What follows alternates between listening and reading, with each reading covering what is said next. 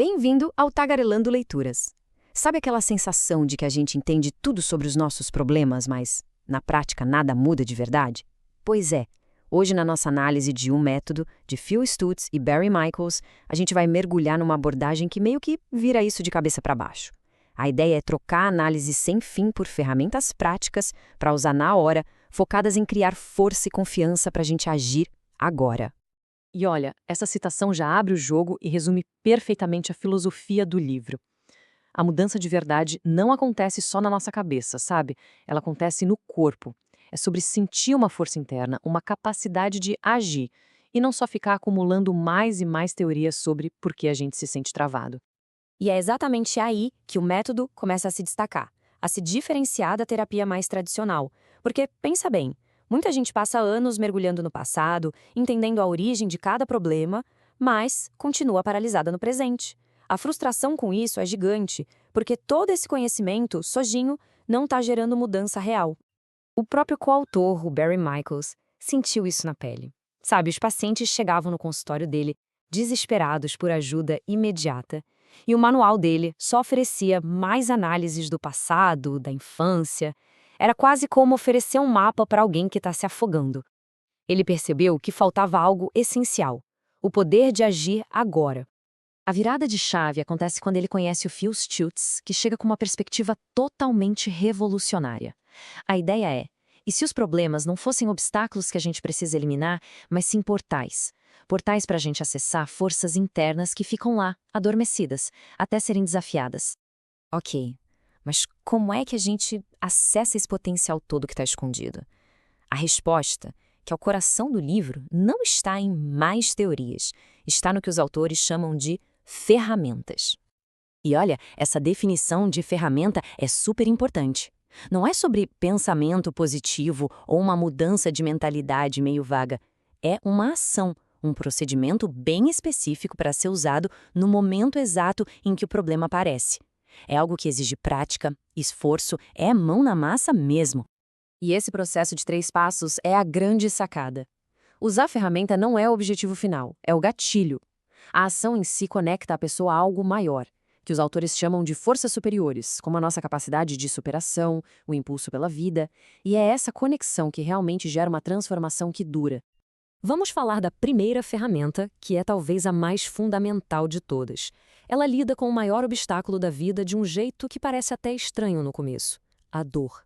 Mas antes de explicar a ferramenta em si, vale a pena a gente parar para pensar um pouquinho. O que define a zona de conforto de alguém? Sabe, são aquelas situações, aquelas conversas, aquelas tarefas que a gente evita a todo custo? Todo mundo tem uma. A gente pensa na zona de conforto como um lugar seguro, né? Um refúgio. Mas o livro argumenta que o preço que se paga por isso é altíssimo. Cada vez que a gente recua para ela para evitar a dor, uma parte da nossa vida encolhe. As oportunidades somem e o nosso potencial fica lá, adormecido. Olha só esse contraste, é gritante, né? De um lado, a estagnação, a vida encolhendo. Do outro, a expansão. A escolha de confrontar a dor não é sobre gostar de sofrer, mas sim sobre destravar o nosso próprio potencial e se conectar com essa força que empurra a vida para frente. E é para resolver isso que entra a ferramenta, a inversão do desejo. O nome soa como um paradoxo, eu sei, porque a ideia não é amar o sofrimento. É desejar ativamente a experiência de atravessar a dor, porque a liberdade e o crescimento estão sempre do outro lado dela. E os passos para usar a ferramenta são muito práticos. São quase como comandos mentais, sabe? Uma coisa bem visceral. Primeiro, é encarar a dor de frente, com coragem.